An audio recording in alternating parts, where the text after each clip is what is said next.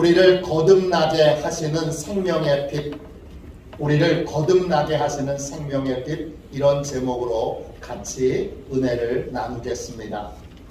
오늘은 성탄절입니다.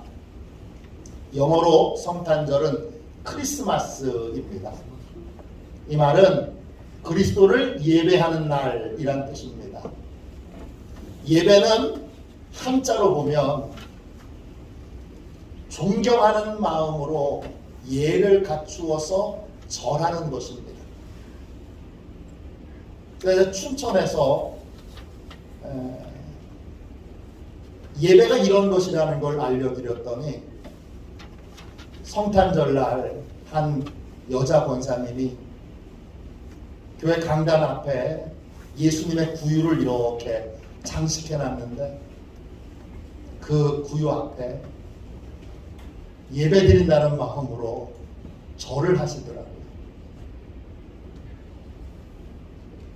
그걸 제 친구 목사가 사진을 찍어서 보내주셨는데 그냥 그 마음이 느껴져서 뭉클했습니다. 모양이 아니라 마음으로 그리스도를 존경하기 위해서는 그리스도가 누군지 알아야 합니다. 우리에게 오신 예수님은 누구시죠? 여러분이 알고 믿고 있는 예수 그리스도는 누구십니까?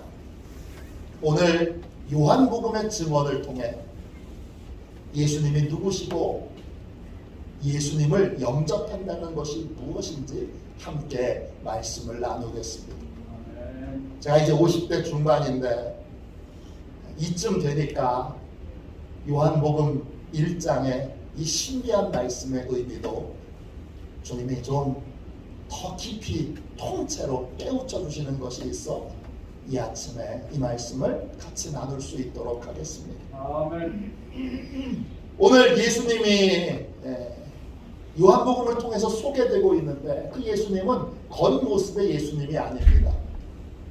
예수님의 본 모습입니다. 본 모습의 예수님은 우리가 노력해서 볼 수 있는 분이 아닙니다.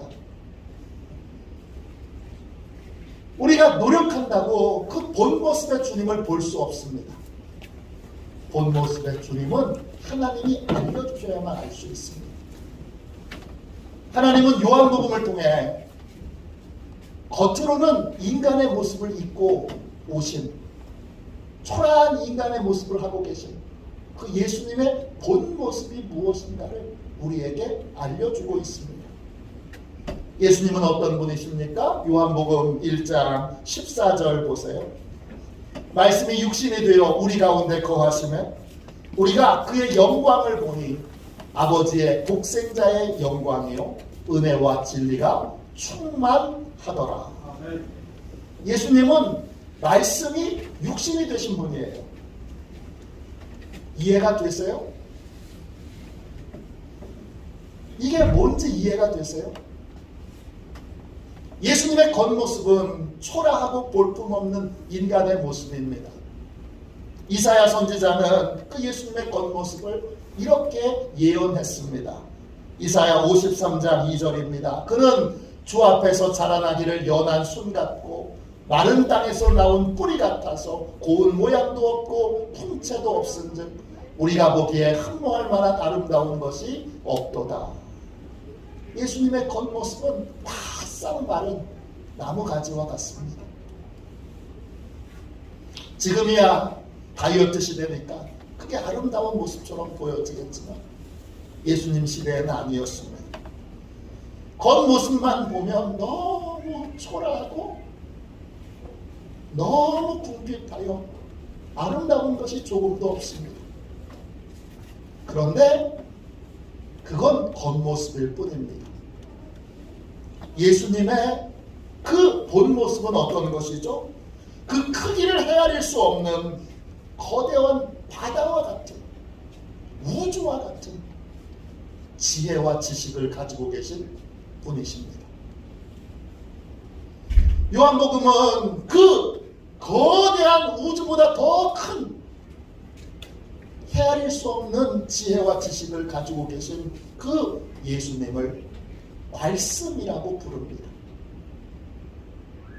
도대체 어떤 말씀입니까? 요한복음 1장 1절부터 3절까지 보세요. 태초에 말씀이 계시니라. 이 말씀이 하나님과 함께 계셨으니 이 말씀은 곧 하나님이시니라. 그가 태초에 하나님과 함께 계셨고 만물이 그로 말미암아 지은 바 되었으니 지은 것이 하나도 그가 없이는 된 것이 없느니라. 예수님은요, 태초부터 계셨던 말씀입니다. 시간이 시작된 이후로 주님은 우주에서 일어났던 모든 일들을 다 알고 계십니다. 인간이 창조된 이후로 인간의 역사에서 일어난 모든 일들을, 그 광대한 일들을 다 알고 계십니다. 그분이 주님이십니다. 동시에 그분은 말씀이신 이 예수님은 동시에 하나님이시고 동시에 하나님과 함께 계십니다. 예수님은 하나님과 같은 분이시지만 성부 하나님과는 구분되시는 분입니다. 그 예수님은 하나님에 대한 모든 것을 다 알고 계십니다. 인간이 헤아릴 수 없는 하나님의 모든 신비를 다 알고 계신 분이 주님이십니다. 말씀이신 주님은 창조에도 깊이 관여하셔서 예수님 없이 창조된 건 하나도 없습니다. 우리가 보고 만나고 있는 이 모든 하나님이 창조하신 것들에 대한 모든 비밀을 다 알고 계십니다. 우주와 자연에 대한 비밀을 다 알고 계신 것입니다. 또 말씀이신 주님은 나에 대해서도 너무나 잘 아십니다.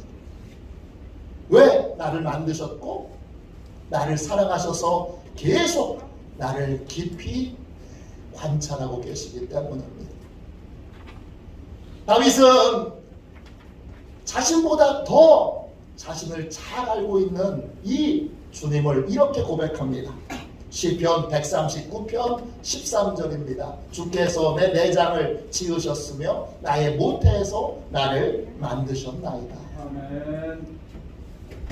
주님은 나를 만드셨고 나보다 나를 더 잘 아시기에 내가 하는 말을 주님은 정확하게 알아들으십니다. 내가 마음에는 있는데 차마 입술로는 고백할 수 없는 것까지도, 내 마음의 깊은 상처와 고통과 아픔까지도 주님은 다 알아들으십니다. 시편 139편 2절 4절입니다. 주께서 내가 앉고 일어섬을 아시고 멀리서도 나의 생각을 밝히 아시오며 나의 모든 길과 내가 눕는 것을 살펴보셨으므로 나의 모든 행위를 익히 아시오니 여호와여 내 혀의 말을 알지 못하시는 것이 하나도 없으시니이다. 아멘. 내가 차마 말하지 못하는 것, 표현하지 못하는 것, 그것까지도 주님은 정확하게 알고 계십니다. 세상에 주님보다 나를 더 정확하게 아시는 분은 없습니다. 나를 창조하셨고 나를 지금까지 돌보고 계시기 때문입니다. 그분이 바로 나를 구원하시기 위해 찾아오셨습니다. 예수님은 말씀이 육신이 되신 분입니다. 겉모습으로는 초라한 인간의 모습이지만 그 안에는 헤아릴 수 없는 거대한 바다와 같은, 거대한 우주와 같은 지혜와 지식으로 가득합니다. 중세신학자 토마스 아퀴나스는 신학대전이라는 책을 썼습니다. 어마어마한 분량의 책이고 이 토마스 아퀴나스를 통해서 기독교의 신학이 생겼습니다. 신학을 시작하신 분 또는 신학을 집대성하신 분이 이 토마스 아퀴나스입니다. 이분이 하나님을 뭐라고 소개했느냐? 이 책에서 하나님을 거대한 바다라고 소개했습니다. 이렇게 하나님을 소개합니다. 그 자체 안에 전체를 내포하며 무한하고 무규정적 실체의 거대한 바다. 이게 하나님입니다. 이 하나님 그 모습을 우리는 예수 그리스도를 통해서 만나게 됩니다. 예수님은 헤아릴 수 없는 거대한 바다를 그 안에 품고 계십니다. 하나님과 하나님의 신비에 대한 지혜와 지식, 우주에 대한 지혜와 지식, 역사에 대한 지혜와 지식, 자연에 대한 지혜와 지식, 인간에 대한 지혜와 지식, 나에 대한 지혜와 지식을 모두 갖고 계신 분이 주님이십니다. 예수님은 우주보다 더 큰 분이십니다. 우리가 주님의 겉모습이 아닌 본 모습을 보게 되고 본 모습을 알게 되면 우리는 비로소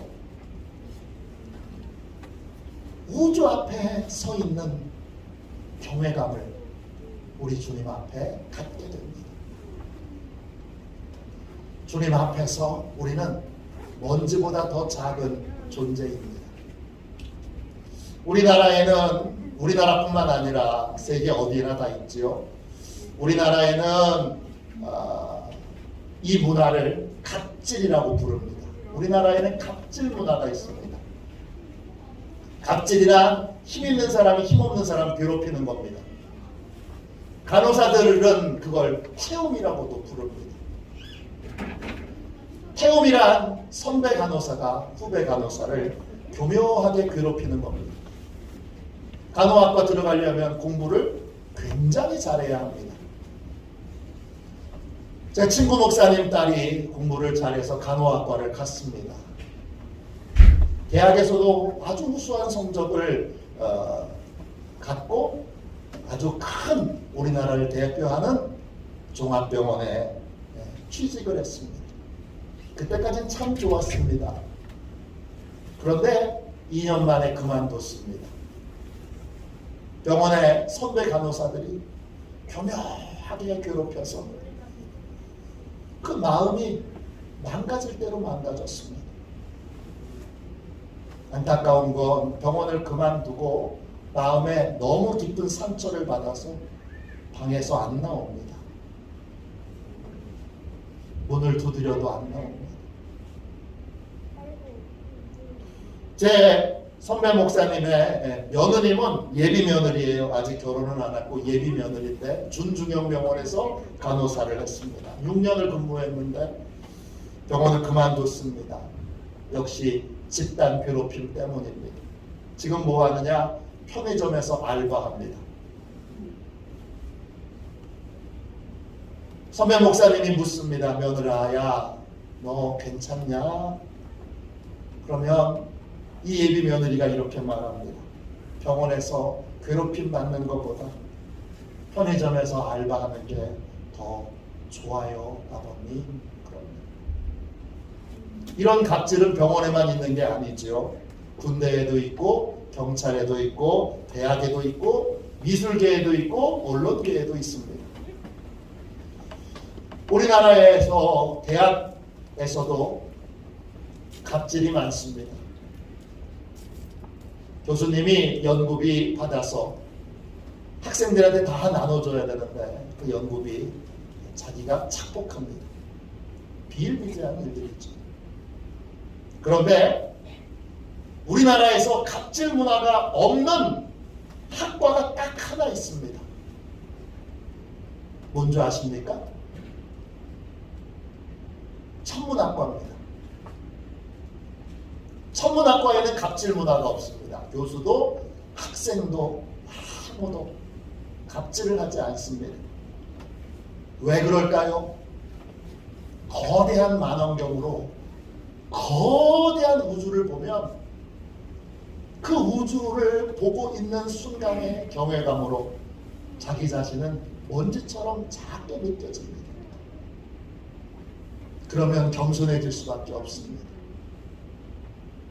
자기가 얼마나 작고 연약하고 아무것도 아닌 존재인지를 알기에 교수도 스스로 힘있다고 생각하지 않습니다.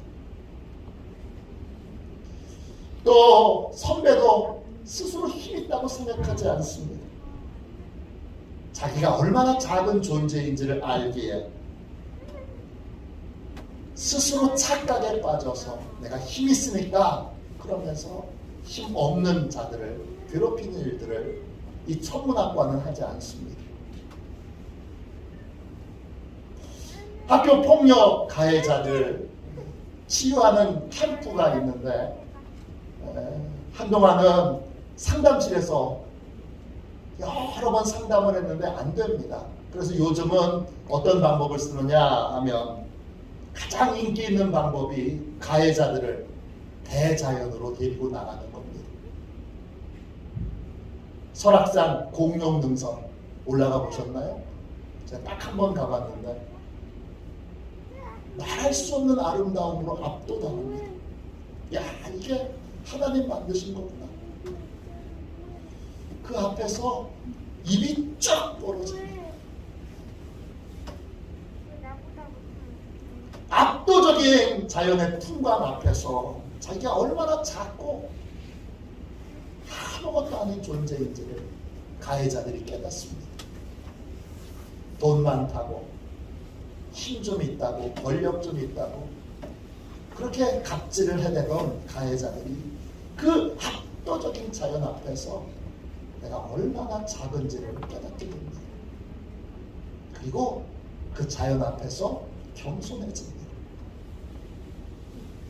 그러면 연약한 자들에 대한 긍휼과 자비의 마음이 생겨나게 됩니다. 예수님의 본 모습은 광활한 우주보다 훨씬 더 크고 훨씬 더 압도적입니다. 그 주님의 모습을 보면 내가 걱정했던 거, 근심했던 거 정말 아무것도 아니구나. 그걸 알게 됩니다. 나라는 존재가 할 수 있는 거 이거 정말 너무나 작은 겁니다. 내가 노력해왔던 것도 참 작은 거구나 라고 하는 걸 깨닫게 됩니다. 그러면 한없이 겸손해지게 되고 그리고 주님의 말씀을 대하는 자세와 태도가 달라집니다. 감히 그 주님이 하시는 말씀에 대하여 교만한 마음을 품고 그 말씀을 평가하고 판단하지 않습니다. 예수님을 영접한다는 것, 그건 예수님의 본 모습을 알고 그 본 모습을 인정하고 그 본 모습을 받아들이는 것입니다. 12절 말씀 보세요. 영접하는 자 곧 그 이름을 믿는 자들에게는 하나님의 자녀가 되는 권세를 주셨으니 그랬습니다. 예수님을 영접하는 걸 뭐라고 얘기해요? 그 이름을 믿는 것이라고 말합니다. 그 이름 할 때 그 이름은 헬라말로 오노마입니다. 뜻은 이름, 권위, 성품, 인격, 명성을 말합니다. 간단하게 말하면 예수님이 어떤 분이신지를 아는 것이 이름입니다. 예수님이 어떤 분이십니까? 겉모양은 초라하고 바싹 마른 인간의 모습이지만 그 안에는 우주보다 더 큰 지혜와 지식을 품고 계십니다. 예수님을 영접한다는 건 예수님께서 거대한 우주보다 더 크고 더 넓은 지혜와 지식의 바다이신 것을 인정하는 겁니다. 이걸 인정하고 이걸 받아들이면 어떤 삶을 살까요? 주님께 묻고 도움을 청하는 삶을 살고 성경을 함부로 내 작은 지식과 틀 안에서 해석하려고 들지 않고 넓고 크신 주님의 지혜를 배우고자 하는 겸손한 마음으로 성경을 늘 배우고 공부하게 됩니다. 예수님은 말씀이 육신이 되신 분이에요. 이때 말씀은 헬라어로 로고스예요. 여러 가지 뜻이 있는데 그 중에 설명, 대답 이런 뜻이 있어요. 예수님은 우주보다 더 광활한 지식과 지혜를 가지고 계신데 그걸 가지고 계시기만 하고 우리에게 설명을 못 해주시면 그게 우리에게 무슨 소용이 있겠어요. 제가 신학대학 다닐 때 독일에서 공부하신 교수님이 계신데 한국말이 얼마나 어려운지 한국말을 독일어식으로 이렇게 해서 말씀을 하시니까 분명히 한국말인데 한 문장을 들어도 두 문장을 들어도 10문장을 들어도 무슨 말인지 도통 이해가 안 돼요. 교수님이 대단한 지식을 가지고 있는 건 알겠는데 공대를 나오셔서 공학적인 방법으로 히브리어를 해석하셔요. 제가 구약을 전공했기 때문에 그 교수님도 같은 구약 교수님이셔서 제가 열심히 수업을 어떻게든지 악착같이 잘 들어보려고 하는데 도무지 그 설명을 알아들을 수가 없어요. 책을 번역하셨는데 그 번역도 독일어식으로 한국말을 번역하셔서 도통 이게 무슨 말인지 이해가 안 돼요. 그런 식이면 아무리 지식이 많아도 아무리 지혜가 많아도 아무런 도움이 되지 않습니다. 그런데 우리 예수님은 로고스 말씀이신데 어떤 말씀이냐? 광활한 지식을 가지고 계시지만 우리를 잘 아시기에 우리가 알아들을 수 있도록 이해할 수 있도록 잘 설명해 주시는 분이십니다. 이것이 바로 독생자의 영광입니다. 1장 14절 보세요. 말씀이 육신이 되어 우리 가운데 거하심에 우리가 그의 영광을 보니 아버지의 독생자의 영광이요 은혜와 진리가 충만하더라. 이때 영광이라고 하는 말은 헬라말로 녹사입니다. 여러 가지 뜻이 있지만 어떤 뜻이 있느냐? 좋은 의견 또 탁월한 해결책이라는 뜻이 있습니다. 우리가 공경에 처했을 때 예수님께 나아가면 예수님이 탁월한 해결책을 알려주십니다. 도대체 우리가 어찌할 바를 모르고 헤맬 때 그때 주님께 지혜를 구하면 해답을 구하면 주님이 어디로 가야 되는지 뭘 해야 되는지 우리의 걸음과 인생을 인도해 주십니다. 이게 독생자의 영광이에요. 이 독생자의 영광은 예수님의 본 모습을 아는 사람만이 누릴 수 있는 은혜예요. 다니엘서 2장에 보면 느부갓네살 왕이 어느 날 꿈을 꾸는데 신하들에게 말합니다. 내가 무슨 꿈을 꿨는지 알아맞혀봐. 바벨론의 지혜자들은 그건 아무도 할 수 없는 일입니다. 그렇게 고개를 절레절레 치워요. 그런데 다니엘은 달라요. 그는 하나님을 알고 하나님을 믿었습니다. 다니엘에게 느부갓네살 왕에게 꿈을 꾸게 하신 분이 하나님이시기에 하나님이 반드시 꿈의 내용도 알고 계시고 그 내용도 자신에게 알려주실 수 있다고 믿었어요. 그래서 친구들과 함께 하나님께 꿈을 알려달라고 기도합니다. 어떻게 이런 기도를 할 수 있죠? 여러분 이런 기도 해보신 적 있어요? 이런 기도는 하나님의 본 모습을 알고 있는 사람만 할 수 있는 기도입니다. 그렇게 간절히 기도했더니 하나님이 그 밤에 다니엘을 느부갓네살의 꿈속에 그냥 집어넣으셔서 그 꿈의 내용을 느부갓네살보다 더 자세하게 보고 알 수 있도록 해주셨어요. 기가 막힌 노릇이죠. 남들이 할 수 없는 일들을 다니엘은 했습니다. 남들이 모르는 걸 다니엘은 봤습니다. 어떻게 이런 은혜를 누릴 수 있죠? 하나님의 본 모습을 알았기 때문입니다. 예수님의 본 모습을 안 사람은 이 다니엘과 같은 은혜를 누릴 수 있습니다. 저와 여러분이 이 성탄을 맞이하여 이제 광활한 우주보다 더 큰 지혜와 지식을 가지고 계신 그 주님의 본 모습을 알고 믿고, 그래서 이 주님께 도움을 받아 이런 은혜와 복을 누리는 저와 여러분이 되시기를 주님의 이름으로 축원합니다. 예수님은 말씀이 육신이 되신 분입니다. 말씀이 육신이 되신 은혜는 여기서 끝나지 않습니다. 예수님 안에는 생명이 있고 그 생명 안에는 빛이 있습니다. 4절 5절 보세요. 그 안에 생명이 있었으니 이 생명은 사람들의 빛이라. 빛이 어둠의 빛이 돼 어둠이 깨닫지 못하더라. 말씀이신 예수님, 그 예수님 안에는 생명이 있습니다. 예수님을 영접하면 나하고 다른 새로운 생명이 우리 안에 들어오는 것입니다. 우리가 성경을 읽고 듣고 묵상하고 암송하고 연구하면 어느 날 그 말씀이 살아납니다. 그리고 내 안에 들어옵니다. 내 안에 들어온 그 말씀, 그 생명은 내 통제를 받지 않습니다.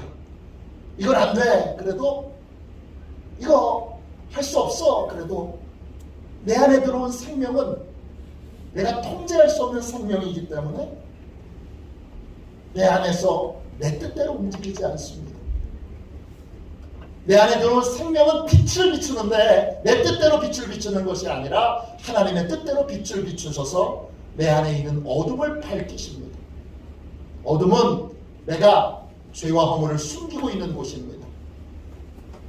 내가 내 죄를 인정하지 않고 부인하기 위하여 죄를 감춰둔 곳이 어둠입니다. 또 그 어둠은 하나님을 부인하는 곳이고 진리를 부인하고 저항하는 곳이 어둠입니다. 그런데 생명의 빛이 들어와서 꽁꽁 숨겨놨던 내 죄, 내 불신을 그걸 밝은 빛 가운데로 드러냅니다. 그때 죄를 죄로 인정하는 것이 주님을 영접하는 것입니다. 불신을 불신으로 인정하고 자백하는 것이 예수님을 영접하는 것입니다. 왜 주님은 우리의 어둠을 드러내실까요? 우리를 책망하시기 위해서인가요? 아닙니다.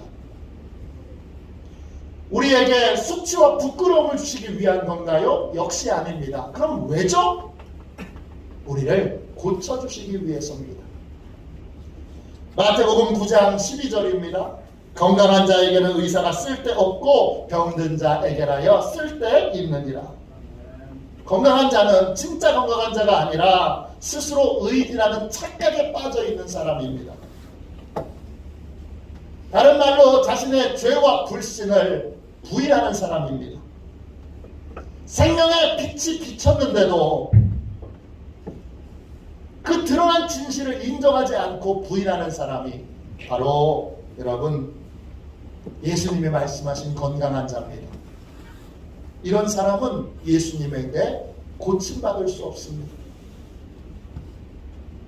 이런 사람은 예수님께 아무런 도움도 받을 수 없습니다. 예수님이 오신 이유는 죄인을 고쳐서 의인을 만들기 위해서입니다. 마태복음 9장 12절입니다. 나는 의인을 부르러 온 것이 아니요 죄인을 부르러 왔노라.